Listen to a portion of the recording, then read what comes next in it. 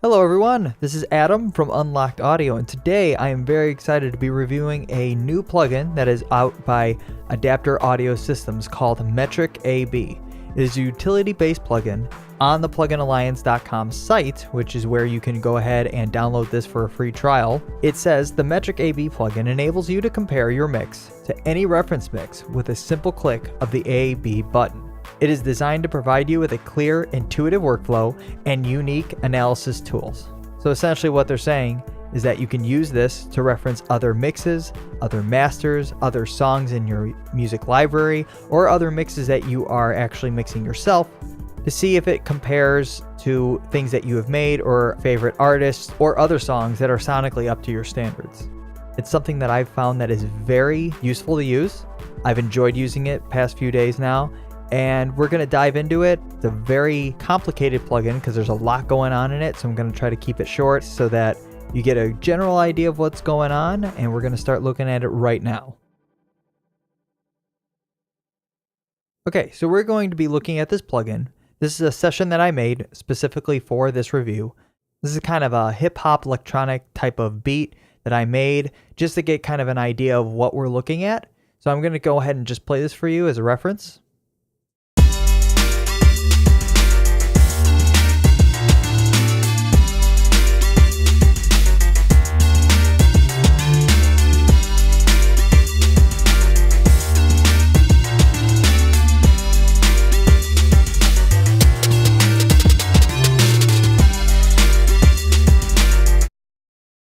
And now that you've heard that going forward, we can kind of compare that to what I'm going to be showing you using the Metric AB plugin by ADPTR Audio Systems.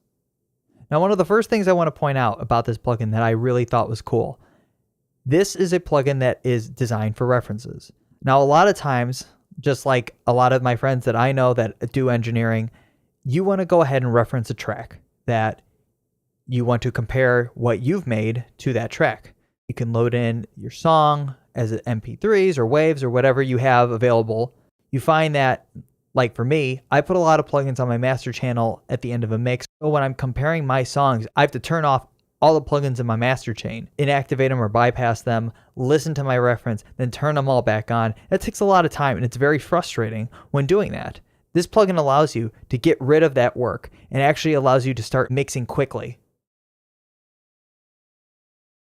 So as you can see right out of the gate, this plugin is very clean, it's very concise, and it actually tells you specifically what you're looking at, and it's very colorful. It's a good graphic user interface that I actually found very useful, and the way that they design the tools and the visual representation of what you're listening to is very, very helpful, especially when comparing mixes to your session that you have in front of you.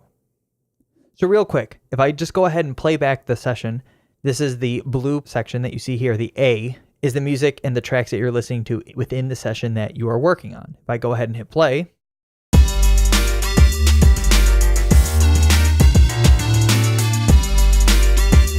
can see the meters moving right here. In spectrum view, you can see the frequencies and you can see everything happening in real time. There's a lot of cool stuff, and we're going to get into these utilities in just a second. This program's bread and butter is importing songs that you want to hear. Now, if you go ahead and click on these three lines here, you can load an audio file in, you can remove it, clear tracks, whatever you want to do, or you can actually go through your Finder window and find that song within your filing system. Now, I use iTunes as a way of categorizing and organizing my music, whether it's things I just want to listen to or mixes that I've made that I want to listen back in my car or other audio systems. Something that was really cool that I found is that if you just click this and drag it in, that's all you have to do. So if you have another filing system that you can just go in the organizing other than a filing folder, you can just grab it, drop it in, and you're ready to go. That was song 6, song 11. These are other beats that I've made in the past. There we go. So we're all set. Song 6, 11, and 1. Minimize this. Go back to our session here. So, as I was saying, A is your session. We hear back. That's the song I'm currently working on. If I go ahead and click it, it goes to orange, which is B, and then you can actually hear the song then that I have imported, which is highlighted as song 6.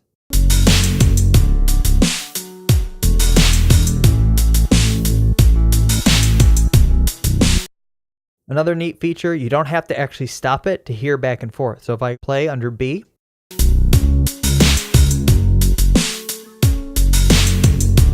I can then switch to A, and then back to B. There's no lag, there's no load times. It's a great way of really referencing in real time. Another cool thing that I found about this is that you can actually loop sections within what you're listening to. So for instance, let's say I want to go and listen to this section here. You can actually match and mark different placements and then loop those sections.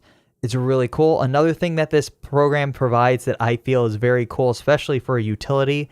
A lot of times I don't want to use multiple plugins for visualization or hearing things back. This actually provides a lot of the tools that I've had to use multiple plugins in just my master chain just to understand exactly what's going on. This provides filters that you can actually hear different parts of it, and we're going to talk about more of that in the spectrum portion. So as you can see with the waveform, you can see the waveform, mark different portions, and then go back to those play modes and actually hear different things and have them loop while you listen to different sections of your session.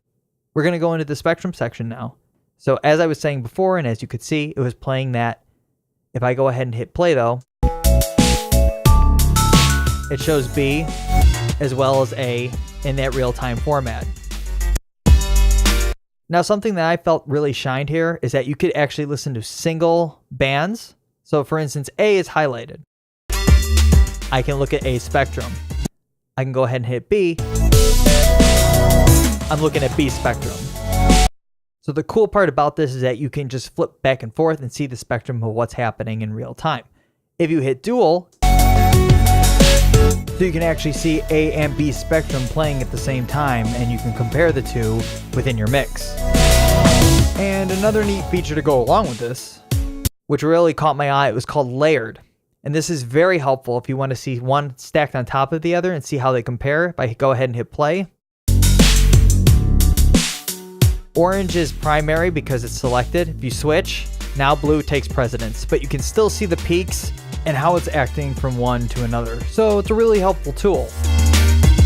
And that's something that you normally can't get in utility plugins. You can't reference tracks with analysis unless you put another plugin on the track that you're trying to reference. So it saves on the CPU, it saves on the processing, and again, a very, very cool, helpful tool.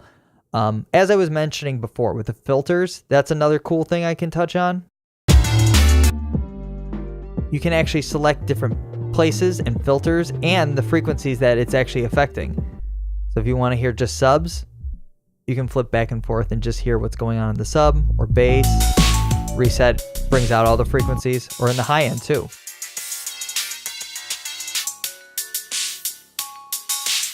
It also has high cut and low cut filters. And all those can be changed within the filter section here. Again, really neat features. We're going to go ahead to the next section, which is correlation. Now, the next few I'm not going to touch too much on because there is a lot going on here, and it can get very complicated very quickly. So what correlation has to do with phasing. So if we play this, take off the filters. This is layered, this is single, and this is dual. So as you can see, it gives you a spectrum and the frequencies that are affected. Not exactly sure why this is happening when ozone is on. It must be processing. Could be dither. Not exactly sure. I haven't figured that out. But if I go ahead and bypass that, it goes away. Probably has to do with the dither. But regardless, let's keep moving on. All right, stereo image. Again, pretty self-explanatory. It shows you the stereo image of track A and the reference track of B. And this also has the same feature of single, dual, and layered. Reset that track. There we go.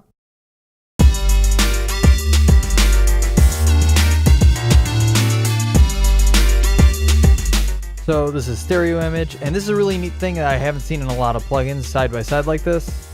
So the layered view of the spectrum is really helpful, especially if I want to compare how wide maybe a mix that I'm working on with another song in an album that that artist is also working on. You can kind of compare, like, is this going to be the same type of width? Are all songs going to be this wide? Is the bass centered properly? Again, really cool, useful utility tools. Last two things here, dynamics. Now, this was kind of an interesting thing because I wasn't exactly sure what they were going for. In the manual, which I would highly recommend you read or at least review a little bit, it kind of talks about what this dynamic section is. So it's a reference tool so you can see exactly where one song lays and the other song falls. It goes into the manual saying what different ranges are and what they're good for. It was kind of interesting. I've never seen something like this, but it's a very straightforward tool. Hit play. I'll switch it to dual. And if you play around with some of the presets within the dynamic section, you can actually see that it shows a history while playing of the dynamics within the song, whether it's more dynamic or less dynamic. It kind of takes an average of the peaks and of the short-term loudness function and kind of gives you a proper average of what's going on dynamically. So it's an interesting tool to use. I would say this would be better for especially comparing dynamic songs that you may like, master dynamic songs compared to a mix that you might be working on. You can kind of see, oh, you know what? This song that I like listening to has a lot of dynamic range. How does that compare to the mix that I'm working on? And it might give you some insight of, okay, well, maybe I have to lighten up on the compression, or maybe I should do some more automation in order to get the signal that I am looking for. The last portion of this, which is loudness. This is a lot of different things that it's kind of telling you. If we go ahead and hit play, you can see all the meterings, integrated, short-term, momentary loudness range, PRLs, true peaks, RMS. Pretty much it has just about any kind of reference meter that you'd want on here. So again, I would definitely go ahead and look at the manual because there's a lot more here that I haven't covered, but this is a relatively quick review of what this plugin offers. And I've used this now for about 2 or 3 days, and I'm just now starting to get a really good grasp of how it behaves. Now, one quick thing I did want to touch on too, if you're wondering about mid-side processing, it can enable you to actually hear those things as well. So if you wanted to hear what are the sides doing, what is the mono channel doing, you can clip that right over here. Mono and sides. Right, left, and so on and so forth.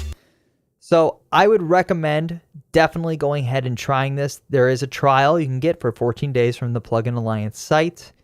Definitely something to look into, especially if you are like me and you reference a lot of tracks, or if the client that you're working with wants to go ahead and say, hey, I want it to sound like this album, and then you can at least get an idea of how does my work compare to other work that's out there. So as far as this review goes, that about does it for today. If you have any questions or you want to comment on anything, please use the comment section below. With this being the first video on my channel, hopefully you enjoyed listening to my review on this plugin. I thought I would start with this because it's a pretty simple and straightforward plugin, but it's also brand new. So for those of you who are looking into what is this program about and how does it work, hopefully this review helped you in some way, and you can make your own decision on whether or not you even want to try it, or if it'd be something you'd be interested in purchasing. So if you like this review and you want to hear more, I plan on making many more reviews on multiple different plugins, new and old, in the upcoming months. And if you're interested and want to hear more from me, go ahead and hit subscribe. And if you want to be notified, which I would highly recommend you do if you like my stuff, go ahead and hit the bell next to the subscribe button. And as soon as a video comes out, you will be notified of it. Thank you all for watching. And until the next video, have fun mixing.